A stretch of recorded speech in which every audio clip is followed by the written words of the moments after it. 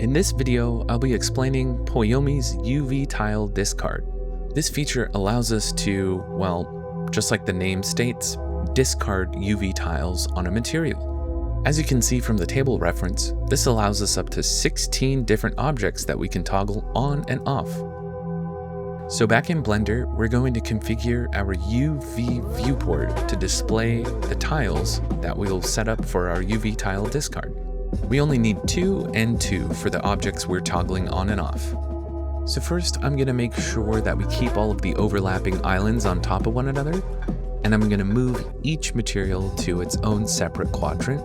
Then after that, I'm going to make sure that the 2D cursor is at the origin in the bottom left-hand corner of the screen. Then we're going to change our pivot point to the 2D cursor, select everything, and scale it down by 50%.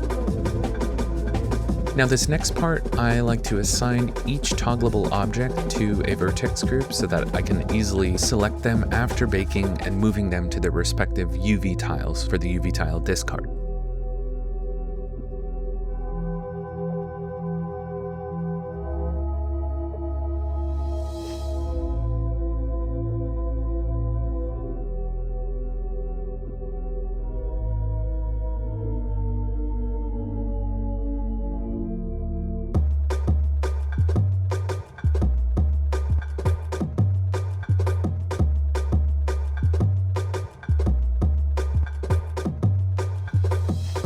Once we're finished assigning those, we're going to select everything and go to UVPackmaster and make sure lock overlapping is on because we want to keep those UVs overlapping.